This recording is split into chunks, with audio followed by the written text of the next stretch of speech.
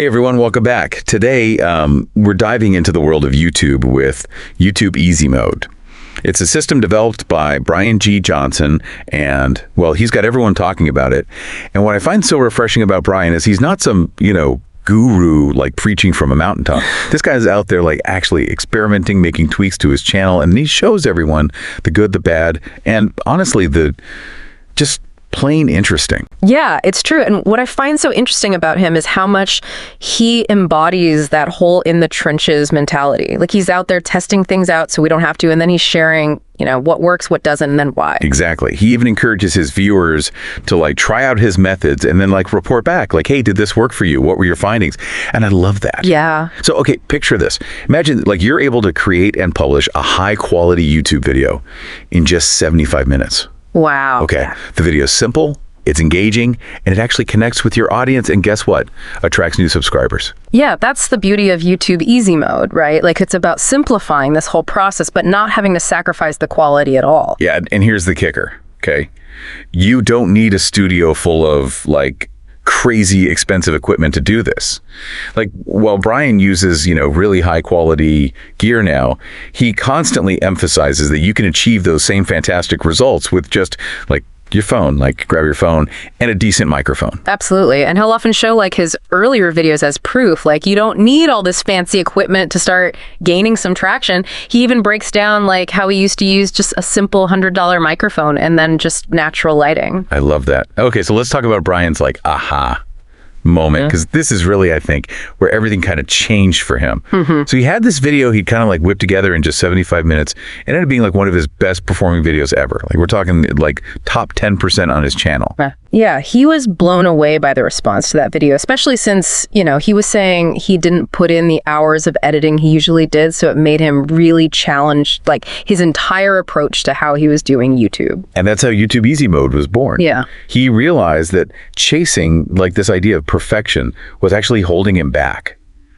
And so by focusing on just creating good enough content and then prioritizing frequent publishing, he was able to tap into something really powerful. Yeah, and this is where understanding, like the YouTube algorithm is so crucial, right? When you're publishing frequently, you're giving the algorithm more opportunities to find your content, to push it out to more people, recommend it to viewers. It's like you're increasing your chances of being discovered, basically. Exactly. And that's something that Brian actually learned the hard way. He shared that when he was so focused on creating those like perfectly polished videos, he was only able to upload like once a week, and his views, they plateaued and he felt kind of stuck. But then when he switched to this like good enough mindset and he started publishing more frequently, views skyrocketed. Wow, that's amazing. Yeah. It just goes to show you, like, sometimes done is better than perfect, right? Absolutely. And it's not about lowering your standards. It's about working smarter, not harder, right? Like, prioritize the elements that truly matter to the viewers. So let's break down Brian's YouTube Easy Mode system, because he's organized it into 10, like, core principles, and these are pure gold. But instead of us, like, bore you with a list, we're going to kind of weave these principles into our conversation a little bit more organically, kind of showing you how they play out in practice. How did that sound? Sounds like a plan. Perfect. So one of the first things that Brian really emphasizes is understanding your target audience. And he's very clear that this doesn't mean trying to appeal to everyone. It's about resonating with the right viewers, those who are genuinely interested in kind of what you have to offer. Yeah. He often uses this analogy of like a niche bookstore versus like a giant chain bookstore. Yeah. The niche bookstore might not have something for everyone, but its curated selection really deeply resonates with, a particular type of reader. Such a good analogy. And, this ties into another key principle of YouTube Easy Mode, and that is capitalizing on what Brian calls like emerging or just born topics. Have you heard him talk about this? Oh, absolutely. Yeah, that's one of the strategies that really sets his approach apart, I think. It's essentially about like, how do you catch that trend wave right as it's forming? Oh, okay. So imagine this. A new tech gadget just like dropped, right? Or there's a major update to like your favorite video game. Yeah. And now like everybody's scrambling to find that information, right? They want to know everything about it. Exactly. They're hungry for like those early reviews, first impressions, like those did you see this moments. And because it's so new, there's less competition on YouTube, right? So you're not battling it out with millions of other videos for those like coveted top spots in the search results. You're tapping into this like peak interest, this wave of excitement around it. And so you have a better chance of actually being seen. Oh, that's great. Like Brian actually gave the example of like YouTubers who were quick to cover like those early leaks about the new Battlefield game. Like even some who were just reading like articles on camera saw like their views explode. And that's the thing, right? It doesn't have to be complicated. It's about providing like value to your audience, but at the right time. Yeah, it's all about seizing that opportunity. So how can like our listener, apply this just born strategy to their own content? Because I mean, like not all of us are covering like tech or gaming, right? Yeah. Well, his advice is to be really deeply plugged into whatever your niche is. So follow those blogs, listen to those podcasts in your space. Be active in those online communities. Like, be that person that always has their finger on the pulse of like what's new, what's exciting. Be aware of those conversations that are happening like in your field, and then be ready to kind of create that content that's, timely and relevant. Precisely. And don't be afraid to experiment. Not every just born topic is going to be like a home run. Yeah. But, the ones that are can make a significant difference. Yeah. Now, Brian's YouTube Easy Mode isn't just about publishing frequently. It's also about creating those high-quality videos efficiently. And one of the biggest time sucks, I think, for YouTubers is editing. Oh, tell me about it. Right. Yeah, Brian is brutally honest about this. Like, he used to get so bogged down trying to make every video, like, absolutely perfect. He'll admit to, like, spending way too much time tweaking these tiny little details that honestly nobody would ever notice. And now he focuses on what he calls a quick and dirty editing style. Okay, so what does that look like in practice? So he aims to spend like 20 to 30 minutes max on each video. Just enough time to cut out those mistakes, adjust audio levels, and then maybe add in like some basic transitions. Oh, I love that he's giving us permission to like let go of that inner perfectionist. Yes. It's so freeing. Absolutely. Right. It goes back to that point that like good enough is often good enough. Your viewers are there for like your content, your insights, your unique perspective, not necessarily for perfectly polished like visuals. Speaking of things that can suck up your time, let's talk thumbnails. This is another area where Brian has some strong opinions. Oh, definitely. He knows that they're important, but he doesn't think that you need to spend hours agonizing over them. In fact, he prioritizes like crafting a compelling video title over spending too much time perfecting thumbnails. That's so interesting. It's like the title is like the first impression, and then the thumbnail is like the second impression. Exactly. You need a title that grabs that viewer's attention and makes them want to click, right? Like remember, they're scrolling through a sea of other videos. You have to give them a reason to choose yours. So what makes a good title in Brian's world? He focuses on titles that are both accurate but also intriguing. So, they need to clearly communicate what the video is about, but they also need to pique the viewer's curiosity a little bit. So he's a big fan of using things like numbers, posing questions, tapping into emotions. Oh, can you give us some examples? Sure. So instead of titling a video, something like how to bake a cake, you might try 5 baking hacks that will change your life. Or like, can you guess what went wrong with this cake? Okay, yeah, I see what you mean. Right. Those titles are much more likely to like grab someone's attention as they're, scrolling through. It's like you're inviting them into the story. Exactly. And, Brian actually practices what he preaches. He almost used like a really clickbaity title for that recent hit video we talked about earlier, the one that he made in 75 minutes. But ultimately, he decided to go with a more authentic title, YouTube Easy Mode, and it clearly resonated with viewers. And that seems to be like a recurring theme with Brian, this idea of authenticity. Like it comes up again and again in his videos. It's one of his like core values, I think, as a content creator. Yeah. He stresses the importance of like bringing your own unique voice and personality to your videos. Like don't try to be, the next big YouTube star, just be the best version of you. Oh man, that could be so hard though, in a world where it feels like everyone's just trying to copy everyone else. It definitely takes effort. Yeah, it's easy to get caught up in like what everyone else is doing, but Brian really encourages creators to like lean into their individuality. He even shares how he had to like dial back his own like zaniness early on because he realized that it was kind of overshadowing his message. It's all about finding that sweet spot, like being true to yourself while still creating content that you know is going to resonate with your audience. Exactly. And that actually leads us to another key principle of YouTube Easy Mode, this like subscriber versus non-subscriber mindset. Okay, I've heard him mention this before, but honestly, I'm always a little fuzzy on like what it actually means. Can you break it down for us and for our listener who might be like wondering the same thing? Sure. So when you think about like your YouTube channel, it's easy to fall into the trap of only creating content for your existing subscribers, right? Like the people who already know you, they already like your stuff. It's like preaching to the choir. Exactly. And while it's important to, nurture those relationships, true growth happens when you're able to attract new viewers, those who haven't subscribed to your channel yet. So how do you do that? Like, how do you bridge that gap between like appealing to, your current fans, but then also attracting those new ones? That's where understanding how the YouTube algorithm works becomes so crucial, right? Because the algorithm doesn't just look at like who's already subscribed to you. It looks at this whole range of factors to determine like who else might be interested in your video. So that includes your title, your thumbnail, your video's watch time, and even like audience engagement. How many likes, comments, shares are you getting? So it's about creating content that's not just good for your, current audience, but also compelling to those who are just like discovering your channel for the very first time. Exactly. You have to kind of think like someone who's stumbling across your video for the very first time. What would make them want to click play? What would make them want to like stick around? What would make them want to hit that subscribe button? It's like you're putting on a new hat, right? And like trying to see your content with these fresh eyes. Precisely. Oh, yeah. And this is where like those compelling titles and those like relevant just born topics that we talked about earlier become even more critical, right? Because you're essentially competing for attention in this vast sea of content. This is making me realize I need to like seriously up my YouTube game. We've all been there. Right. But the good news is Brian provides a really manageable framework for actually doing just that. Like it's all about building a system that works for you, not against you. So if someone's feeling, maybe a little overwhelmed by all of this, right? Like the algorithm, the competition, the pressure to create this amazing content, what would you say to them? I would remind them that it's a journey, not a race.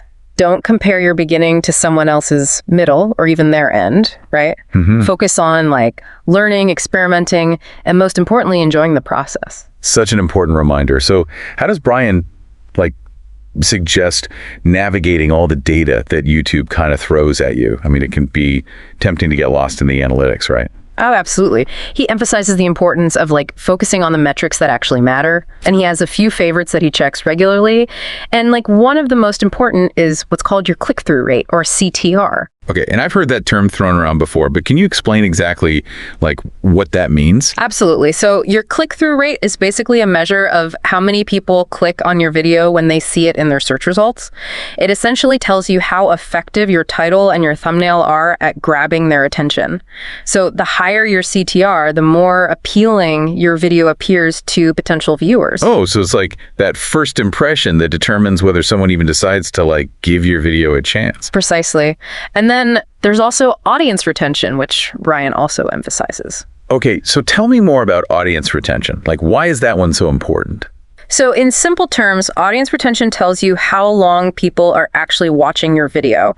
So are they sticking around until the very end, or are they clicking away after a few seconds? So it's a measure of how engaging your content is and how well you're actually holding their attention. So if people are clicking away quickly, that's probably a sign that something's not working. Exactly. It could be the content itself, or it could be something as simple as like your pacing, your audio quality, or even like your lighting.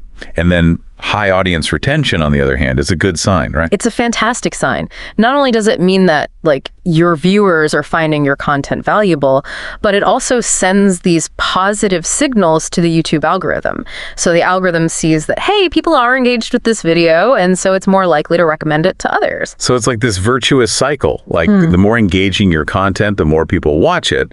And then the more YouTube is like, oh, we need to promote this. Precisely. And that's what YouTube Easy Mode is all about, right? Creating a system that allows you to consistently produce that high quality content that attracts viewers, but also keeps them engaged, and then helps your channel grow organically. Okay, so we've talked about like understanding your audience, capitalizing on those just born topics, like simplifying that editing process, crafting those compelling titles, focusing on, those all important metrics like CTR and audience retention.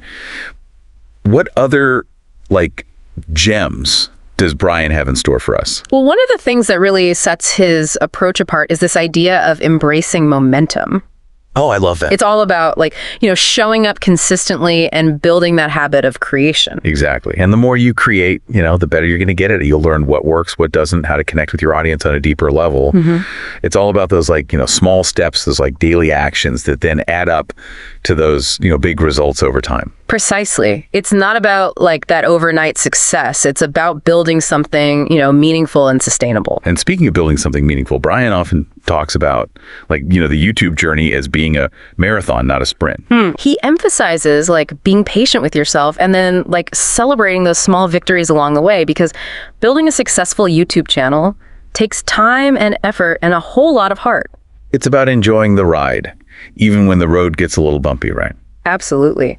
And speaking of bumpy roads, Brian's own YouTube journey hasn't been without its challenges. Oh, really? He always seems like so positive and upbeat in his videos. Oh, he definitely like found his groove now, but he's very open about the fact that he's faced like his fair share of struggles. He's had like, periods of burnout, times when he felt stuck, moments when he like totally doubted himself. But, he kept going, he kept experimenting, kept learning. It's so inspiring. It's a good reminder that, everyone starts somewhere, right? Yeah. And those who succeed are often the ones who are willing to just like persevere through those tough times. And he's a big advocate for like, give yourself permission to make mistakes, try things, have them not work out, and then learn from those experiences. It's all part of the process. It's how we grow, right? Exactly. And it's something that he really emphasizes like throughout all of his videos. Like he doesn't want you to just consume his content. He wants you to take action, experiment, and find what works for you. I love that. Like he encourages that, like active participation. And I think that's what makes, this whole YouTube experience so much more engaging and rewarding. Absolutely. It's about creating like a community of learners and creators all like supporting each other along the way. We can't talk about YouTube without mentioning the importance of community. Oh, absolutely. And Brian really emphasizes how like connecting with other creators isn't just about like networking. It's about building these like genuine relationships. And he walks the walk with this one. Yeah. Right? Like he actively engages with his viewers in the comment section, responds to messages, and even uses like polls on his community tab to get their input on like potential video ideas. He's really built like this sense of community around his channel, and I think it's a huge part of his success. So for someone who's, just starting out, maybe feeling a little lost in the like vast sea of YouTube, what advice does Brian give for like, finding your people, so to speak? Well, he encourages creators to like focus on quality over quantity when it comes to like those connections. So don't just try to connect with like everyone and anyone, right? Like focus on building those genuine relationships with people who like, inspire you, share your values, and who you can learn from. So instead of just sending out like those generic messages, maybe take the time to like watch someone's videos, leave a thoughtful comment, or even reach out with like a specific question or idea. Exactly. It's about adding value to the conversation and building those relationships that are like mutually beneficial. It's about finding your tribe. Those people who get you, get your content. Precisely. And, it's so easy to get caught up in all the technical aspects of YouTube. Yeah. Like all the algorithms, the metrics, the strategies, that we forget, what truly matters at the end of the day. Right. Connecting with people, sharing stories, sparking conversations, and, building a community around something that you're passionate about. Exactly. Brian reminds us of that, like over and over again. He's always emphasizing that human element of YouTube, the importance of like bringing your full self to your content and the power of like connecting with your audience on like that heart-to-heart level. And he leads by example, which is so important. It's so clear that he genuinely loves what he does, and that passion just shines through in every video that he creates. It's contagious, isn't it? Like, you can't help but feel inspired when you listen to him talk about, creating content on YouTube. Absolutely. He reminds us that, like, it's supposed to be fun. It's about, like, creating something you're proud of, connecting with people who share your interests, and, like, making a difference in the world, even if it's in, like, a small way. Oh, I think that's a beautiful message to end on. I agree. So as we wrap up our deep dive into Brian G. Johnson's YouTube Easy Mode, let's leave our listener with like a final thought to ponder. Okay, so imagine this.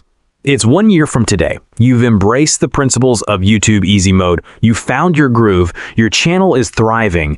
What does that look like for you? How has your channel grown? Who are you connecting with? What impact are you making? Take a moment to visualize that success and then ask yourself, what is one small step that I can take today to move closer to that vision? Because every journey, no matter how big or how bold, begins with a single step.